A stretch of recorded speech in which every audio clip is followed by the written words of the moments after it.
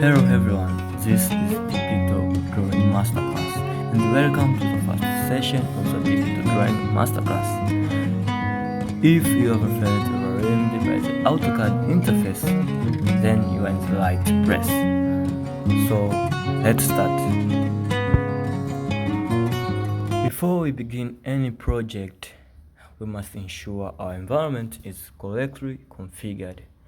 So in this session, I'm going to show you how to properly initialize your workspace by setting your unit and drawing limits.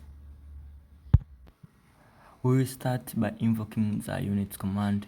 You can simply type units and hit enter. This opens the drawing unit dialog box as you see in my screen. Under the range section, we will keep the type as decimal. However, the precision drop down, we want to set this to 4 decimal place to ensure maximum accuracy in your geometry. And then we go to angle type. We just leave decimal degrees, and precision we put in 4 decimal place. Next, look at the insertion scale. This is vital.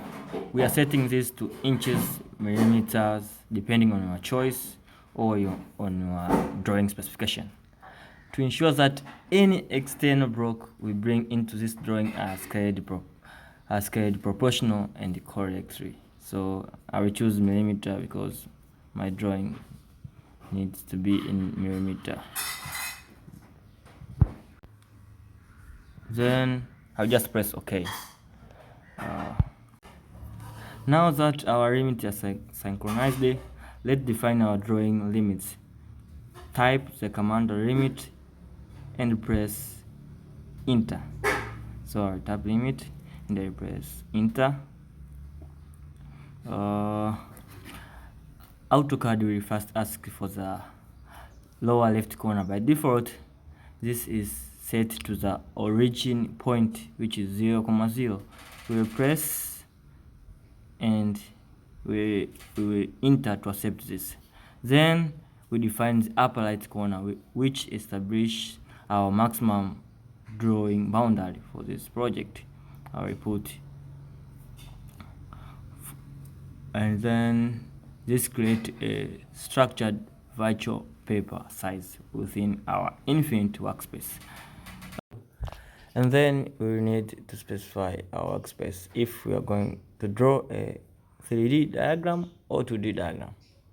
So if we want to draw a 3D diagram, then we come at that point here and we press 3D modeling. We'll just wait for a few seconds and it will appear. So this is a workspace for 3D diagrams or drawings. Then we see different commands here which are not in the 2D modeling. So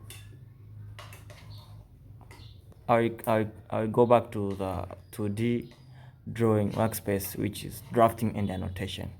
So as you see, that 2D drawing workspace is quite different from 3D modeling. Okay, after that I will draw a cycle. Cycle can be in radius or diameter, so I choose radius, and I will specify the center of cycle, and I will draw the cycle. And after that I will put a radius, which I put 6, and then you will see a cycle appears. So this is how to set up your workspace in AutoCAD. Setting these fundamentals correct prevents scaling issues later in your design process. If you found this tutorial helpful, subscribe to the Masterclass for more professional AutoCAD and SolidWorks workflow. I will see you in the next lesson. Thank you.